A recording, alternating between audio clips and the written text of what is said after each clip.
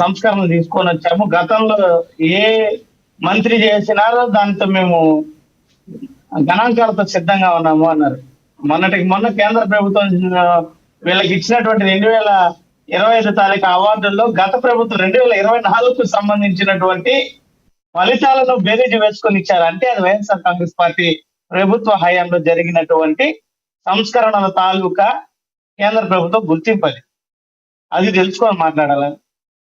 రెండో అంశం, పవన్ కళ్యాణ్ గారి శాఖ హోంశాఖ కాదు, ఆయన పరిధిలోకి రాదు. అది మీరు శాంతి భద్రతల అంశాన్ని మీరు హోంశాఖ మంత్రిని అడగండి, వాళ్ళు సమాధానం చెప్తారు అనేసి అంటున్నారు. మొదటగా శాంతి భద్రతలు అనేటివి హోంశాఖ మంత్రి దగ్గర లేవనేటువంటి విషయాన్ని రాయపాటి అరుణ్ గారు తెలుసుకోవాలా. శాంతి భద్రతలు అనేటివి చంద్రబాబు నాయుడు గారి పరిధిలో ఉన్నాయి, రాష్ట్ర ముఖ్యమంత్రి గారి పరిధిలోనే పెట్టుకున్నారు ఆయన. ఇకపోతే ఎన్నికలప్పుడు మాత్రం పవన్ కళ్యాణ్ గారు ఇచ్చినటువంటి హామీలకి, ఈ ప్రభుత్వ పనితీరుకి, ఈ ప్రభుత్వం చేసే అభివృద్ధికి, సంక్షేమానికి, ప్రతిదానికి నేనే బాధ్యుడిని, నన్ను చూసి ఓట్లేయండి అని ఊరూరా తిరిగి డప్పు కొట్టారే.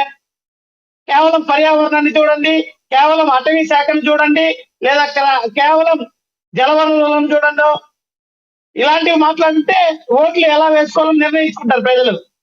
చంద్రబాబు నాయుడు గారికి ఓట్లేయండి, కూటమి ప్రభుత్వానికి ఓట్లేయండి, మేము చూసుకుంటాం, నేను బాధ్యుడిని అని ఆ రోజు ఎన్నికల ముందు చెప్పారు కదా పవన్ కళ్యాణ్ గారు. ఇప్పుడు మాత్రం ఏ శాఖకి సంబంధం ఆ శాఖనే ప్రశ్నించాలా? ఇది ఎక్కడ ఇస్తున్న వాదన? మరి అన్యాయం జరిగిన వెంటనే మా సోదరుడు వంశీ గారు అంటున్నారు, మేము జగన్మోహన్ రెడ్డి గారి వల్ల పరిగెత్తలేదు, జగన్మోహన్ రెడ్డి గారు కదిలే ట్రైన్ నేనే కదిలించాను, ఉదయించే సూర్యుడి వైపు నిలబడుకొని నేను చెప్తేనే ఉదయించాడు అనేటువంటి రీతిలో ఉంది అని.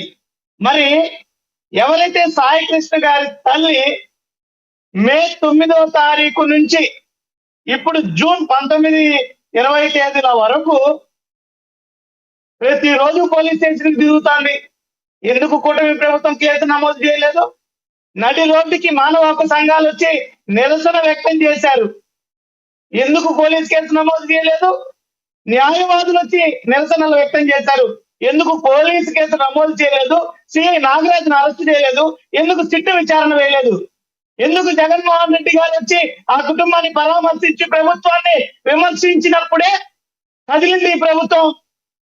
అప్పటికే కదులుతూ ఉన్న ట్రైన్, అప్పటికే సూర్యుడు ఉదయించాడా? మానవ హక్కుల సంఘాల వీధుల్లోకి వచ్చినప్పుడు సూర్యుడు ఉదయించి కేసు నమోదు చేయమని కూటమి ప్రభుత్వానికి చెప్పలేదా? న్యాయవాదులు వీధుల్లో తిరుగుతున్నప్పుడు, నిరసన వ్యక్తం చేస్తున్నప్పుడు చంద్రబాబు నాయుడు గారికి సిఐ నాగరాజు మీద కేసు కట్టాలని అనిపించలేదా? వితండవాదం కాదా ఇవంతా?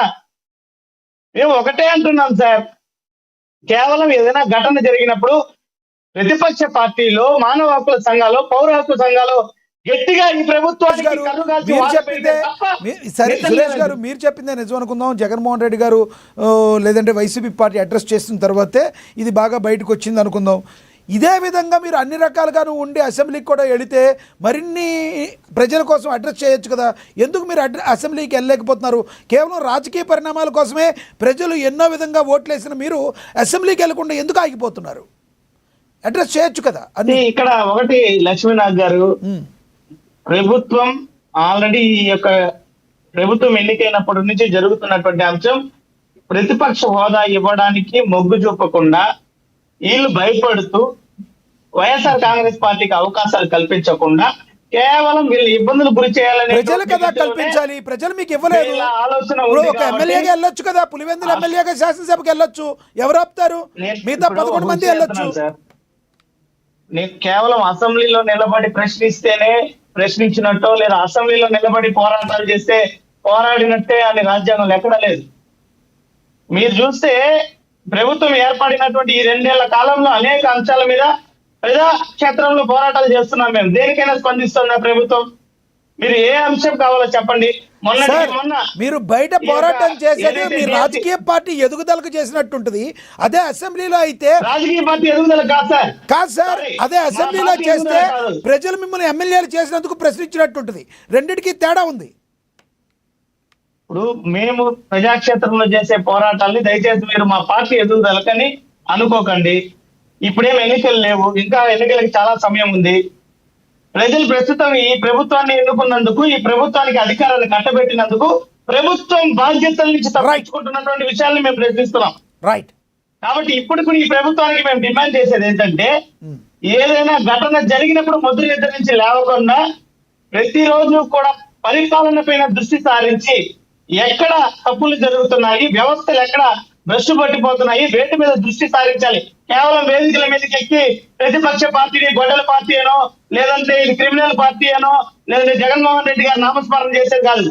మా గురించి ప్రజలు చూసుకుంటారు. మీరు ఇచ్చిన హామీలు. చివరిగా ఒక్క ప్రశ్న చెప్పండి సురేష్ గారు. చివరిగా, గత ప్రభుత్వం, ఇందాక కృష్ణాంజలి గారు చెప్పినట్టు, గత ప్రభుత్వంలో మీరు ఎన్నో తప్పిదాలు చెయ్యబట్టే ప్రజలు మీకు ఇలా 11 సీట్లకు ఇచ్చారు. అవునన్నా కాదన్నా నిజం. ఒకవేళ మీరు చెప్తున్నట్టుగా మళ్ళీ మీరు అధికారంలోకి వస్తే గతంలో మీరు చేసిన తప్పుల్ని చేయరు కదా? 100% గతంలోనే కాదు సార్, నెక్స్ట్ రాబోయేటువంటి పరిపాలనలో కూడా ప్రజామోదోగ్యమైనటువంటి పాలన అందిస్తాం. పాపం కృష్ణాంజనేయులు గారు నిజంగానే 5 సంవత్సరాల పాటు చాలా సార్లు ప్రశ్నించారు. నేను ఈ రోజు ఉదయం కూడా ఒక తెలుగుదేశం పార్టీ పేరు చూసా. కృష్ణాంజనేయులు గారికి వైఎస్ఆర్సీపీ జెండా తగిలించి కృష్ణాంజనేయులు రెడ్డి అని పెట్టారు. ఒక డిబేట్ లో వీడియో తీసుకొని వచ్చి ఉదయం చూసా. ఆయన ఎంతసేపు మా మీద పోరాడేటువంటి, మమ్మల్ని ప్రశ్నించేటువంటి కృష్ణాంజనేయులు గారిని ఉదయం తెల్లారితో ఒక తెలుగుదేశం పార్టీ పేజీలో చూసా. ఆయన వెనక మా పార్టీ జెండా పెట్టి రెడ్డితో ఒక తగిలించారు ఆయనకి. ఏం చేస్తాం ఇప్పుడు, పరిస్థితి ఆ రకంగా ఉంది. ఇంటి పేర్లు మార్చుకోవడం, ఇంటి పేర్లు మార్పించుకోవడం, మీ పార్టీలో పెట్టుకోవడం ఇవన్నీ కామన్ అయింది కదా గతంలో. మీరు తీసుకొచ్చి మా పార్టీలో కాదు సార్, పాపం కృష్ణాంజలి గారు ఏం చేశారు? రైట్. కృష్ణాంజలి గారు ఎప్పుడు ఏం చేయాలి? ఆయన ఎప్పుడు ఓపికగానే ఉంటారు. ఆయన ఎప్పుడు ఓపికగానే ఉంటారు. ఆయన వచ్చి ఇప్పుడు మా పార్టీ జెండా తగిలిస్తున్నారు. ఇప్పుడు ఇదే కృష్ణాంజలి గారు స్టార్టింగ్ లో వైసీపీకి నెగిటివ్ గా దానికంటే ఇప్పుడే బాగా చేస్తుందని చెప్పారు. చెప్పగానే పాపం మీ వాళ్ళందరూ ఆయన వేసుకుంటారు.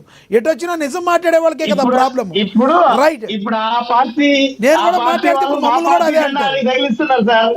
రైట్ సురేష్ గారు. ఎస్. ప్రభుత్వము దయచేసి ఇంకొన్న కాలమైనా సార్, ఈ ప్రభుత్వం ఇందాక సోదరి అరుణ్ గారు చెప్పారు, మా ప్రభుత్వం అదిరిపోతుంది, అద్భుతం అని.